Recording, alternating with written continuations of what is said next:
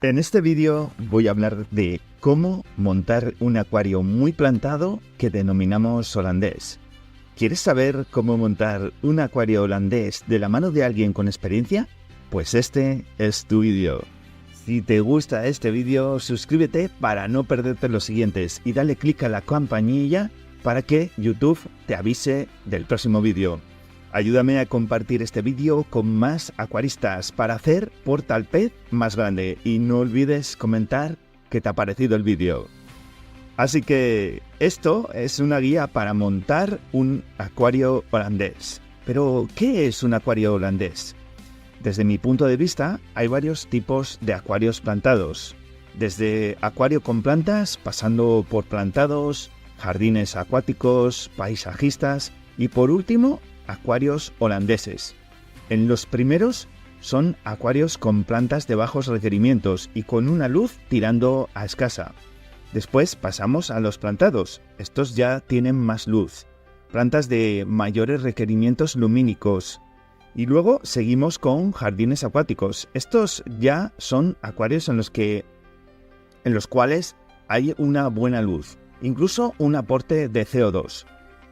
Unido a unos abonados en los cuales los acuarios tienen unas plantas bastante bien cuidadas. Y en la gran mayoría de los casos suelen tener resultados muy logrados. Después tenemos los famosos paisajistas, que hoy en día se llevan mucho. Aunque no sean de mi gusto, no por ello son menos importantes, ya que requieren de una gran maestría y muchos cuidados, tanto para crear los ambientes como para su colocación milimétrica de cada planta.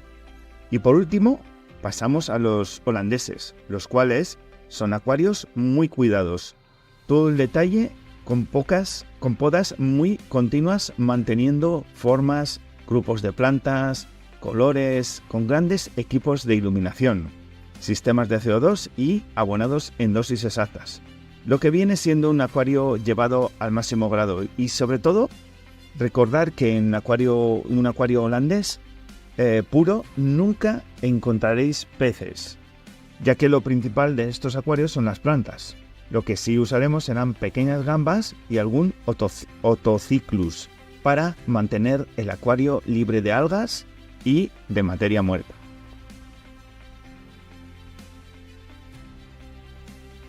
¿Es caro mantener un acuario holandés? Esta pregunta me la han hecho muchos usuarios a lo largo de mucho tiempo en los plantados que fui haciendo. Todo depende tanto de tus conocimientos acerca del mantenimiento de las plantas como de la maestría que vayas adquiriendo con las tijeras y pinzas, ya que no se puede llegar y cortar por donde nos venga en gana o plantar todo en montones en donde nos venga mejor. Por eso mismo, sin unos conocimientos, aunque sean básicos, el tema de montar un acuario de este tipo nos puede llegar a provocar jaquecas para poder controlarlo bien y que realmente podamos sacar todo su potencial. ¿Cómo montar un acuario holandés? Partiremos de la base de que una medida adecuada para comenzar un acuario de este tipo, lo más indicado sería que tuviera 100 de largo por 40 de ancho por 50 de alto, lo que vienen siendo 200 litros. Se puede hacer perfectamente en acuarios más pequeños, pero a medida que sean más grandes van a ser más fáciles de mantener bien todos los parámetros. También vamos a poder meter mayor cantidad de plantas y sobre todo jugar más con la estética y formas de cada planta. El calentador. Una vez tengamos la urna con su mueble, procederemos a buscar calentador. Siempre es mejor que tenga más vatios que litros tiene el acuario. Así no estará siempre funcionando. Si podemos optar por calentadores externos, va a ser la mejor solución, ya que lo que buscamos es la estética al mayor grado posible, lo que quiere decir que no haya ningún cacharro dentro de la urna. La filtración. En estos acuarios no necesitas una gran filtración debido al exceso de plantas que tienen, por lo que con que mueva el triple de cantidad de agua de nuestro acuario es más que suficiente. El filtro, lo mejor es que sea externo, por muchas razones. Primero, y más importante, no va a estar dentro del acuario, por lo que es un aparato más que no se va a ver. Además, si tenemos un calentador externo, va a ser necesario para poder conectarlo. Además, vamos a tener mayor capacidad para meter material filtrante. También podemos cambiar nuestras subidas y bajadas del agua por material de cristal. Además de ser un gran cambio, es beneficioso para la circulación del agua, ya que las pipetas de cristal, al sumergirlas un poco en el agua, crean un vórtex o remolino que lo que hace es que absorbe el film que se queda en la superficie, esa capa de aceite que hace tan feo el acuario. El CO2. El CO2 es uno de los puntos más importantes en estos acuarios, ya que sin la ayuda de este equipo nos vamos a ver obligados a no poder avanzar en nuestro plantado, debido a que muchas plantas nos lo van a exigir. Un equipo de CO2 consta de botella de CO2, manorreductor para controlar la presión en bares y también para controlar el punto fino, es decir, la cantidad de CO2 que inyectas al acuario, lo que se llama burbujas por segundo. Después necesitamos un difusor. Podemos usar múltiples, ya que hay una gran variedad, desde los más básicos, que son cerámicos de cristal. Estos son indicados para acuarios más pequeños, y también podemos usar reactores, que pues estos disuelven muy bien el CO2, pero van conectados al filtro externo del acuario y son usados en tanques grandes. En los pequeños no merece la pena. Además, la disolución del CO2 es 100%.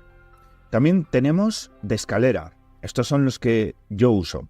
Van metidos dentro del acuario. Por desgracia, aunque no se ve con las plantas, la burbuja entra por abajo y va subiendo por un tubo pasando por distintos peldaños, en los cuales la burbuja va reduciendo su tamaño a la vez que va subiendo, ya que se va disolviendo en el agua. También están los famosos atomizadores. Hoy por hoy es lo mejor que hay. En lo personal lo he usado durante un mes y el resultado en crecimiento fue muy favorable. Pero crea una nube de micro burbujas que salen por la salida del filtro, lo cual deja el acuario lleno de esas burbujas y para mi gusto es completamente antiestético, ya que el agua deja de ser cristalina debido al exceso de estas mini burbujas que hay. También hay gente que usa válvulas selenoidales. Esto es para el CO2 por la noche, ya que no es consumido. En lo personal nunca lo paro, ya que cuando el CO2 se para, el pH vuelve a subir y de esta manera mantienes el pH continuo sin variaciones. También necesitamos un contador de burbujas para saber la cantidad de CO2 que vamos a inyectar. También hay gente que tiene equipos de CO2 y lo hacen casero mediante levadura. Pero no voy a entrar en ese tema ya que no lo considero un equipo de CO2 ni lo veo viable para holandeses. Puede ir bien en acuarios medianamente plantados, pero no en lo que buscamos. Iluminación. Este punto junto al CO2 son los más importantes para el éxito de nuestro acuario holandés, ya que sin estos dos juntos va a ser imposible. Un acuario con CO2 y poca luz no nos sirve de nada, ya que las plantas no asimilan el CO2 por falta de luz. En cambio, si ponemos un acuario con mucha iluminación y no aportamos CO2, se nos descompensará por completo y tendremos un bonito jardín de algas. En iluminación tenemos varios métodos: el uso del LED, tubos T5, tubos T8 y PLLs. Como ves, hay una gran variedad. Yo voy a hablar del T5, que es el que siempre he usado. Son tubos fluorescentes que van muy bien para acuarios plantados. El 95% de la gente los usa. Además, apenas dan calor como pasa con los PLL, por lo que la temperatura apenas se va a ver afectada. Tenemos tubos de distintos grados Kelvin. Los más usados en plantados son de 6500 Kelvin, que son luz de día, y 10.000 grados Kelvin. Estos últimos en lo personal los uso mucho, ya que en los acuarios en los cuales tienen una altura de 50 centímetros, los de 6500 el espectro no llega a penetrar hasta el fondo del acuario. Aquí es donde entran los de 10.000, que llegan sin problema alguno. Así nos aseguramos de proporcionar la luz a todo el tallo de la planta sin dejar la parte inferior. También hay tubos de 4000, de 8000, ¿vale? Necesitaremos también llegar a una cantidad de vatio litro, es decir, 0,5 vatios litro. No vamos a poder hacer grandes cosas, siendo lo más recomendable tener como mínimo 1 vatio litro. La decoración. Descartamos por completo todo tipo de cerámica, plantas artificiales, nada que no sea natural. El uso de rocas y troncos es lo más usado, ambos para poder tapizarlos con musgos. Abonado y sustrato. Aquí puede haber mucha variedad, desde gente que lo hace ellos mismos, comprando varios elementos, hasta comprado en tiendas especializadas. Lo más normal es usar un suelo nutritivo y, una vez puesta la base, poner encima el que vamos a dejar. En lo personal no lo veo 100% necesario. De hecho, jamás usé suelo nutritivo y nunca tuve problemas. Como sustrato siempre usé la gama JBL Manado y con grandes resultados. Pero hay una enorme variedad de suelos que podemos poner. Respecto al abonado, aquí ya entra una parte delicada, ya que el abono suele ser algo lioso. Resumiendo, nuestro acuario necesita 3 cosas fundamentales: luz, CO2 y abonado. Las plantas necesitan 3 cosas fundamentales o primarias, que son el potasio, el fósforo, el nitrógeno, para lo cual utilizaremos estos 3 elementos. K2SO4 para un aporte de potasio, que se le suele llamar sulfato de potasio, y lo que nos aporta es potasio y azufre. Luego el KNO3, que nos aporta nitrógeno en formato de nitrato de potasio, que nos aporta nitrato más potasio. Y luego está el KH2PO4, ¿vale? Que nos va a aportar fosfato más potasio, ¿vale? En forma de fosfato monopotásico. Todo esto son macronutrientes primarios, pero también tenemos secundarios, como son calcio, azufre, magnesio. Después también tenemos los micros, que son zinc, hierro, cloro, cobre, magnesio, níquel, molibdeno y boro. A pesar de ver tanta cosa, no os asustéis, pues lo único que vais a aportar, la gran mayoría de las veces, por no decir todas, son las primarias. Los abonos que yo uso son de la marca Seachen, pero también puedes buscar de otras marcas, ya que hay muchas. También se me olvidó comentar que el hierro no siempre hay que abonarlo, tan solo cuando veamos que las plantas tienen carencias, o en su defecto cuando al medirlo veamos que tiene unos niveles muy bajos. El hierro tiene que estar sobre 0,2 a 0,5. Si os paséis, entonces tendréis que hacer un cambio de agua considerable para bajar la dosis. Respecto a los test más normales que usaremos será el de pH, GH, NO3 y PO4. Estos son fundamentales. Yo recomiendo también el de hierro, ¿vale? Pero esta es más opcional. Los otros sí son necesarios al 100%. Respecto a los cambios de agua, yo recomiendo siempre osmosis. Tanto como para llenar el acuario, al comienzo, yo uso una proporción de un 90% de osmosis y 10% de grifo. Esto para el llenado. Después los cambios siempre con osmosis, al igual que rellenar la evaporación. Así mantengo un KH de 3, que también es beneficioso para que las algas se reproduzcan peor, ya que en KH y pH bajos se desarrollan peor que en KH elevados y pH altos. Y hasta aquí todo lo necesario para poder comenzar a plantar. Por fin toca meter las plantas. A ver cómo puedo explicar este punto de una manera más sencilla. Las plantas, cuando vamos a la tienda, vemos que tienen distintos tamaños, distintos tonos de verdes, rojos, etc.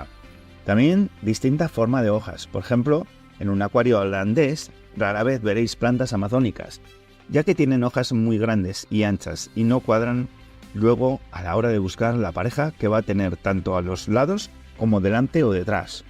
Por lo que la selección de las plantas siempre se hará poniendo plantas que tengan hojas parecidas en tamaño.